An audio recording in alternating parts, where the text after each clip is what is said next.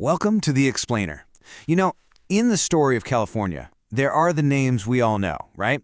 But today, we're going to talk about a name that's carved not just into history books, but into the very landscape of this state. He was a pioneer, a builder, and a hero, whose quiet courage really helped lay the foundation for the California we know. His name was Dennis Martin.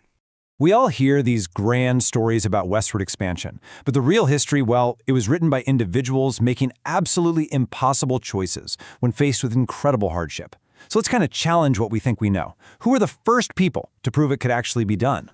Well, the answer really lies with this group, the Stephens-Townsend-Murphy Party.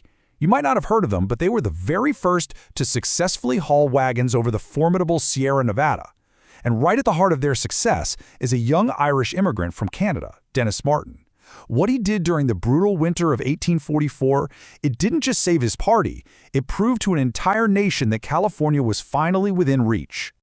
Okay, so let's dive into this, because you really need to understand the sheer audacity of what they were trying to do.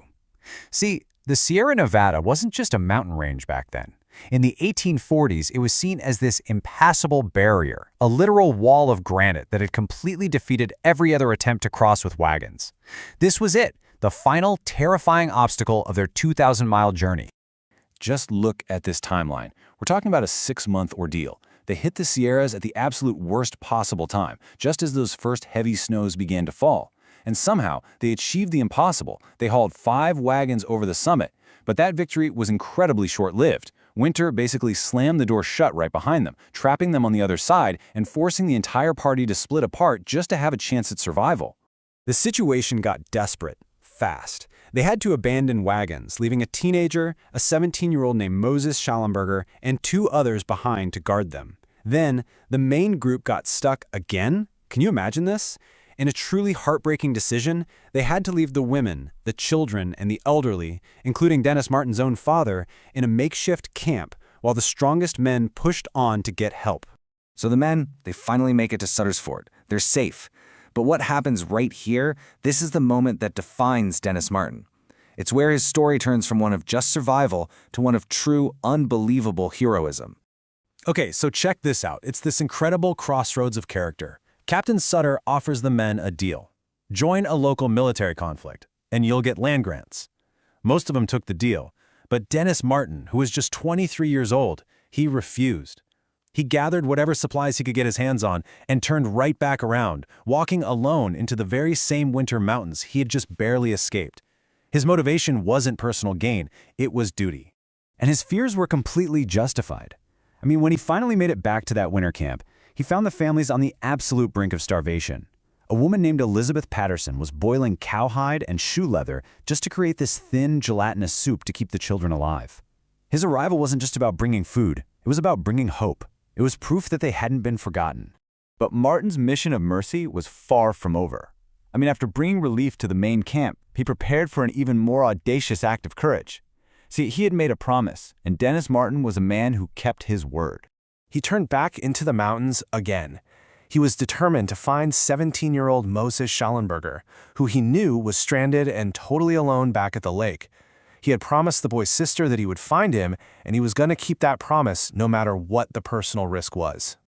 After nearly 3 months of complete isolation, surviving on whatever foxes he could trap, Schallenberger was pretty much at the end of his rope. And then, a figure emerges from the trees. It was Dennis Martin. Schallenberger later wrote this quote, and you can just feel the profound relief, the gratitude in those words. And here's probably the most incredible fact of this entire journey. The Stephens-Townsend-Murphy Party started with 50 people. 52 arrived. Yeah, despite the blizzards, the starvation, the separation, not a single person was lost, and 2 babies were born along the way. It was a completely unprecedented success, and it proved it could be done, thanks in large part to the courage and ingenuity of Dennis Martin. So you'd think conquering the mountains would be enough, right? But for Dennis Martin, his impact on California was only just beginning. His journey wasn't just about survival. It was the start of a life dedicated to building a new world, literally from the ground up. Like so many others, Martin tried his hand in the gold rush and actually found some success. But unlike most, he saw a different kind of gold. He invested his earnings in 1,500 acres of redwood timber.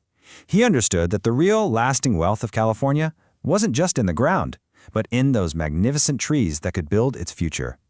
And we're not talking about some small operation here. He was fueling the explosive growth of San Francisco. In an era of constant, devastating fires, a reliable source of lumber was everything. His massive gang mill became an industrial powerhouse, providing the redwood needed to build and rebuild the city's wharves, homes, and businesses. You could say that the very foundations of the rising metropolis were laid with Dennis Martin's timber. But Martin was more than an industrialist. His deep Catholic faith, the very faith that had sustained his Irish family on their journey west, it compelled him to build a community. He converted a schoolhouse into St. Denis Chapel, creating the first Catholic church in the area, and a spiritual anchor for all the new settlers finding their way in this new land. The story, however, it takes a final, really poignant turn. The same forces of expansion and law that created these huge fortunes in California, well, they could also be incredibly cruel. And Martin's prosperity, it wouldn't last. Through a really complex and bitter legal battle over old Mexican land grants, Dennis Martin lost everything: his land, his mills, even his home. The man who had built so much for so many others died in poverty. But this is where we find the true measure of the man. See, his real legacy was never about money. It was about blazing a trail that thousands would follow, proving the impossible was possible. It was in the lives he saved with his own two hands. It was the city he helped raise from the ground and the community he nurtured. His fortune was lost, but his name remains, literally written on the landscape of California in places like Dennis Martin Creek. Dennis Martin's story really forces us to ask that question. What truly defines a legacy? Is it the fortune you leave behind, or is it the lives you change forever? He lost all his wealth, but his true legacy of courage, of compassion, and of community, that is indestructible. It's written not in bank ledgers, but in the very history of the American West. This biographical sketch is brought to you by the Sunnyvale Historical Society and Museum Association. For over 70 years, bringing history to life through the stories of westward-bound pioneers.